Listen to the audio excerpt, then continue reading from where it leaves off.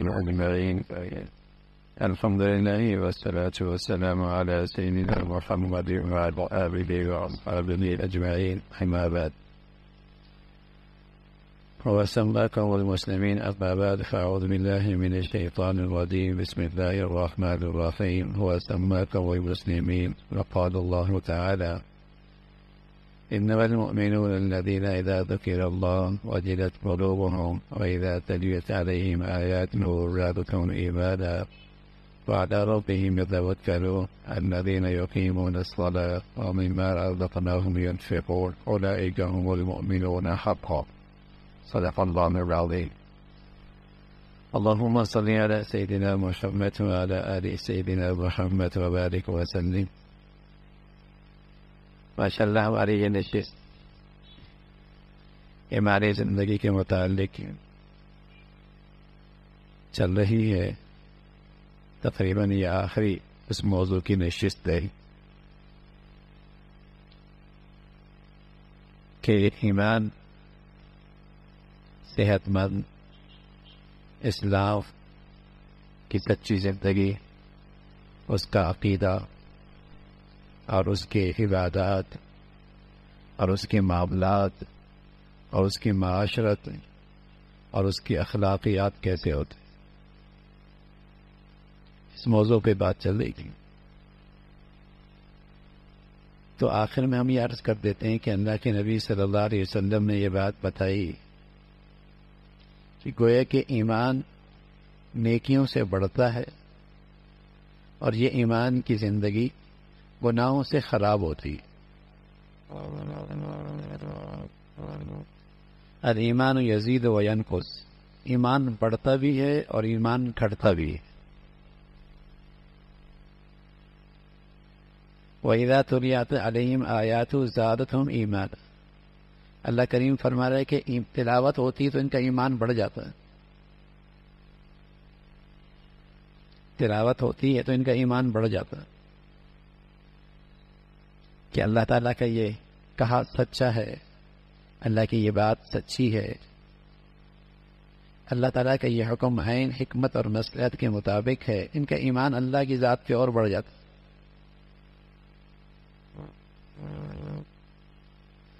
وَلَمَّا رَأَى الْمُؤْمِنُونَ الْأَحْزَابَ قَالُوا هَذَا مَا وَعَدَنَا اللَّهُ وَرَسُولُهُ وَصَدَقَ اللَّهُ وَرَسُولُهُ وَمَا زَادَهُمْ إِلَّا إِيمَانًا. جب سچے ایمان والوں نے دیکھا کہ ساری دنیا کا کفر ان کے مقابلے پہ کھڑا ہو گیا، وَلَمَّا رَأَى الْمُؤْمِنُونَ الْأَحْزَابَ، جب سچے ایمان والوں نے دیکھا سارا دنیا کفر، مسلمانوں کی یہ سچی ریاست اسلام پہ جو کھڑی ہے مدینہ منورہ کی، اس کے مقابلے میں ساری دنیا کفر اکٹھا ہے. تو قرآن مجید بتاتے ہیں کہ وزادتہم ایمان، ان کا ایمان اور بڑھ گیا کہ اللہ نے سچ کہا تھا کہ جب تم سچے دین پہ چلو گے تو کفر تمہارے مقابلے میں اکٹھا ہو جائے گا. تو آج ہمیں نظر آ رہا ہے وزادتہم ایمان، ایمان اور بڑھ گیا، اللہ کی ذات پہ اعتماد یقین اور بڑھ گیا. تو یہ ایمان بڑھتا بھی ہے گھٹتا بھی ہے. پیارے رسول صلی اللہ علیہ وسلم فرمایا کرتے تھے لَوُزِنَ إِيمَانُ أَبِي بَكْرٍ مَعَ سَائِرِ الْأُمَّةِ لَرَجَحَ إِيمَانُ أَبِي بَكْرٍ رضی اللہ تعالیٰ. فرمایا ساری دنیا کا ایمان ایک پلڑے میں رکھ دیا جائے اور دوسرے پلڑے میں اکیلے حضرت صدیق کا ایمان رکھ دیا جائے تو حضرت صدیق کا ایمان سب پہ بھاری ہو جائے. کیا ایمان ہوگا؟ لو وزن ایمان ابی بکر ما سائر امہ لرجح ایمان ابی بکر.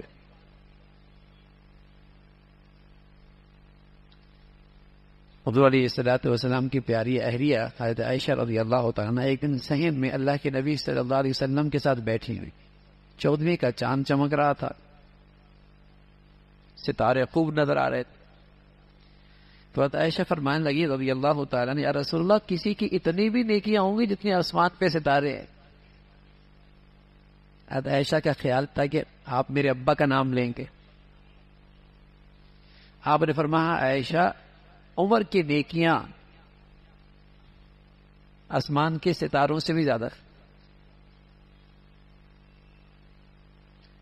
تو حضرت عائشہ کچھ خاموش سی ہو گئی. تو حضور علیہ الصلوۃ والسلام فرمانے لگے عائشہ تم چاہ رہی تمہارا ابا کا نام آئے گا؟ سنو، عمر کی ساری زندگی کی نیکیاں ایک طرف اور تمہارے ابا کی ایک رات کی نیکیاں جو اس نے میرے ساتھ ہجرت میں غار میں گزاری ہے وہ ایک طرف۔ حضرت عمر فرمایا کرتے تھے صدیق سے کہ میری ساری زندگی کی نیکیاں لے لو، اس رات کی نیکیاں مجھے دے دو جو ہجرت کی رات تم نے اللہ کے نبی کے ساتھ گزاری ہے۔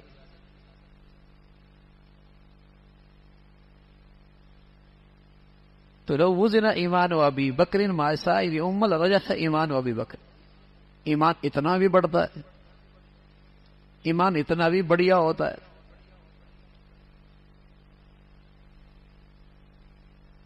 بڑھتا ہے ایمان، اور ایمان گھٹتا بھی ہے، کمزور بھی ہوتا ہے۔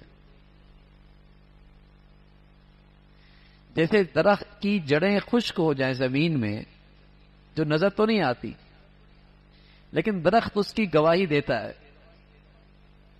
کہ جڑوں کی کیا حالت ہے۔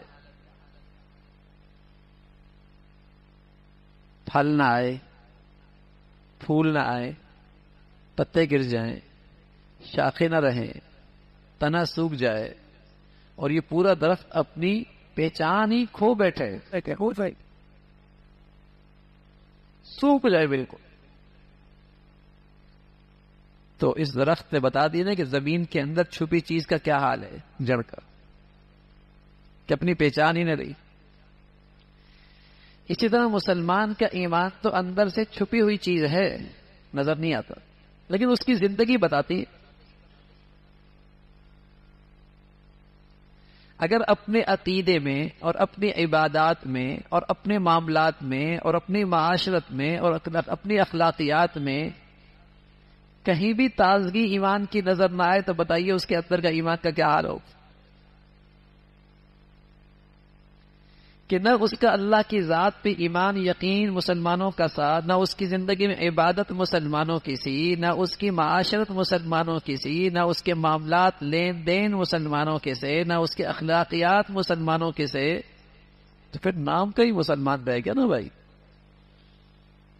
کہ ابا نے بچپن میں مسلمانوں کا نام رکھ دیا تھا اور کچھ بچپن میں اس کے اسلام کے مطابق کچھ رسم و رواج ہو گئے تھے، اور جب مرے گا تو لوگ جنازہ پڑھ لیں گے، باقی تو اس کی زندگی میں کوئی اسلام کی شناخت نہیں ہے، تو ایمان اتنا بھی گھٹتا ہے۔ اور ایسا بھی مسلمان نظر آتے ہیں، اور بے شمار نظر آتے ہیں جنہیں کلمہ بھی الفاظ بھی صحیح طور پہ نہیں آتے، کلمے کا مفہوم بھی کوئی نہیں پتا،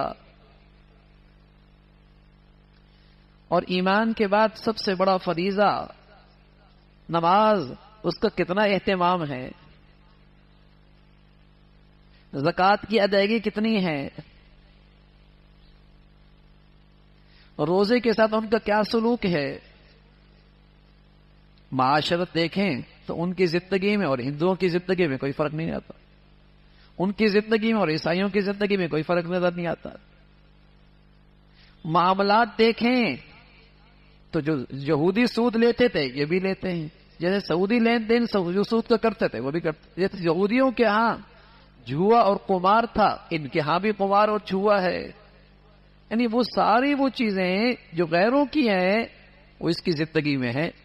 ایمان اتنا کمزور ہو گیا کہیں نظر نہیں آتا۔ تو پیارے رسول صلی اللہ علیہ وسلم نے بتایا کہ ایمان بڑھتا بھی ہے گھٹتا بھی ہے، نیکیوں سے بڑھے گا، اعمال صالحہ سے بڑھے گا، بڑھتا چلا جاتا، بڑھتا ہی چلا جاتا، اور گناہوں سے ایمان گھٹتا ہے، کمزور ہو جاتا ہے۔ اگر گناہ نیکیوں سے بڑھ گئے تو ایمان کی سطح روز بروز نیچے آئے گی۔ صحت کو اور جسم کا وزن بڑھانے کے لیے اور صحت بحال رکھنے کے لیے دو چیزوں کی ضرورت ہوتی ہے، کہ جسم کو آپ غذا بھی اچھی دیں اور اس کے لیے پرہیز بھی اچھی کریں۔ صحت بحال ہو جائے، وزن ٹھیک ہو جائے، غذا بھی اچھی کر لیں اور ساتھ ساتھ اس کو مضر چیزوں سے بھی بچائیں. تو مسلمان کی ایمانی زندگی کی صحت کے لیے اچھی نیکیوں کی بھی ضرورت ہے، اعمال صالحہ بھی اچھے ہوں، اللہ تعالیٰ کے فرائض اور واجبات اور سنن کا اہتمام بھی خوب ہو،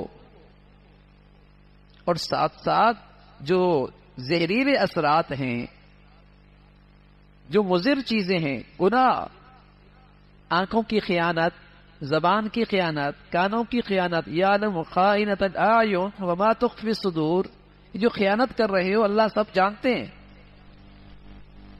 تو مضر چیزوں سے بھی اپنا ایمان بچائے گا تب صحت بچ، ورنہ تو نہیں ہوئے. تو رمضان پورا گزر گیا ہے، پر یہ رمضان آتا ہی اس لیے ہے کہ مسلمان کا ایمان صحت مند ہو جائے، مسلمانوں کا ایمان صحت مند ہو جائے، کہ اس کی زندگی میں اچھی اچھی نیکیاں اور فرائض اور اللہ کے احکامات سے ہوں، اور اس کی زندگی میں تقوی، پرہیزگاری، گناہوں پہ سچی توبہ، سچی معافی، یہ ہو جائے. سبحان اللہ، ایمان صحت مند ہو جائے. اب ہم اپنا جائزہ لے لیتے ہیں ایک بات سے، بلکہ اللہ کے نبی کی دو باتیں سامنے رکھتے ہیں اور دیکھتے ہیں کہ ہم اپنے ایمان کے لحاظ سے آج کہاں کھڑے. 28 دن گزر گئے. اللہ کے نبی نے بتایا کہ یہ ایمان صحت مند ہونے کی ایک نشانی ہے. پہلی نشانی فرمایا اذا سرت کا حسنت کا وسعت کا سیئت کا فانت مومن، کہ جب تو نیکی کرے تجھے بڑی خوشی ہو، اور جب تجھ سے اللہ کی نافرمانی ہو جائے تو پریشان اور بے چین ہو جائے. فرمایا جس کو یہ علامت نصیب ہے سمجھے اللہ نے اسے صحت مند ایمان دے دیا. آج 28 دن گزر گئے، ہم نے ایمان کو اچھی غذا بھی دی اور اپنی سے کچھ پرہیزگاری بھی کی، تو بتائیے ایمان کی یہ صحت بحال ہو گئی؟ گناہ تو ہو جائے گا، غیبت بھی ہو جائے گی، جھوٹ بھی ہو جائے گا، آنکھوں کی خیانت بھی ہو جائے گی، کچھ کوتاہی بھی ہو جائے گی، لیکن یہ کوتاہی آپ کو بے چین اور پریشان کر دیتی ہے اور آپ کو توبہ اور معافی پر مجبور اور کھڑا کر دیتی ہے. اگر کر دیتی ہے تو اللہ کا شکر ادا کرائیں کہ اللہ نے آپ کو ایمان کی صحت نصیب فرما دی. یہ صحت مند ایمان کی نشانی ہے بھائی.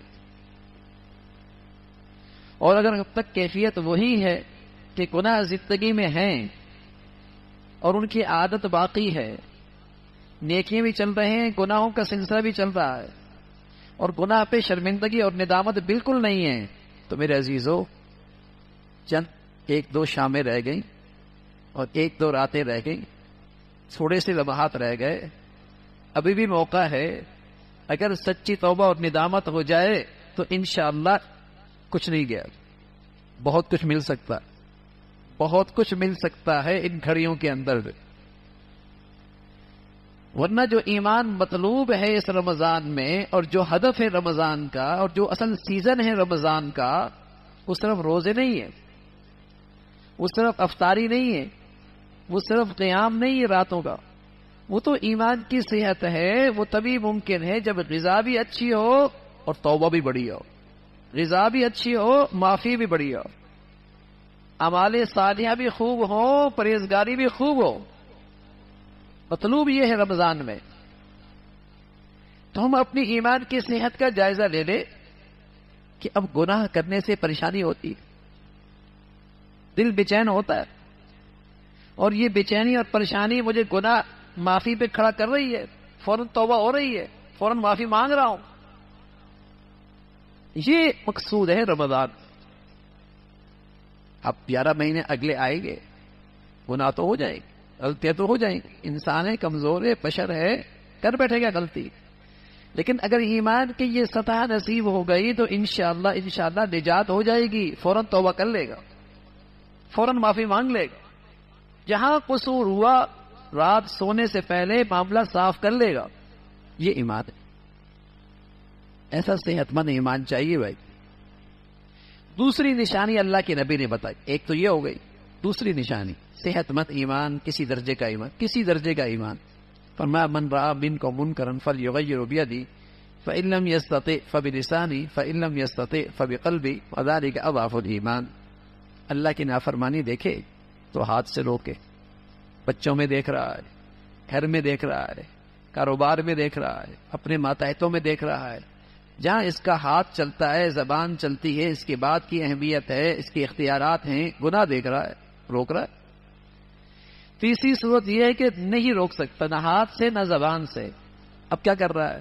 گھر میں آگ لگ جائے تو آدمی اپنے ہاتھ سے بجھاتا ہے، ہاتھ سے نہیں بجھا پاتا تو لوگوں کو مدد کے لیے زبان سے بلاتا ہے. تب زبان سے بھی کام نہ چلے تو ایک طرف بیٹھ کر سوچتا ہے کہ اس آگ کو کیسے بجھاؤں، بے چین ہوتا ہے. گناہ کی آگ لگی ہے زندگی میں، گھر میں، بچوں میں، رشتہ ماتحتوں میں، اپنے دائرہ اختیار میں. ہاتھ سے بجھایا نہیں بجھ پا رہی، زبان سے بجھایا نہیں بجھ پا رہی. تیسری صورت کیا ہے؟ بیٹھا ہے، بے چین ہے، سوچ رہا ہے، فکر مند ہے، یہ گناہ کی آگ کیسے بجھاؤں. فرما اگر یہ بے چینی بھی ہے گناہ کو دیکھ کر تو سمجھو پھر بھی ایمان موجود. اور ایک روایت میں آیا اس کے آگے کوئی ایمان. ایسا کوئی مسلمان نہیں ہوتا کہ گناہ پالے اپنی زندگی میں.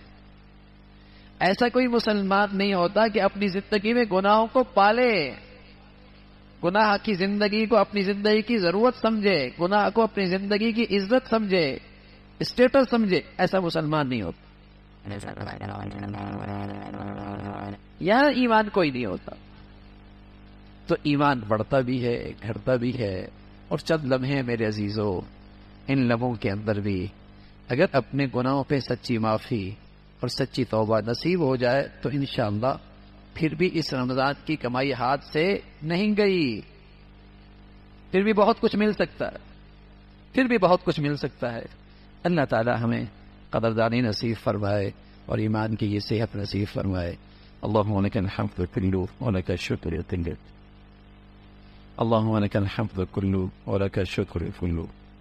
اللهم أعنا على ذكرك وشكرك وحسن عبادتك. اللهم أعنا على ذكرك وشكرك وحسن عبادتك. أستغفر الله ونتوب إليك، أستغفر الله ونتوب إليك. وصلى الله على سيدنا محمد وعلى آله وأصحابه أجمعين. ہماری گزارش یہ ہے آج کہ ماشاءاللہ ایک بڑا مجمع تو اعتکاف میں بیٹھا ہے.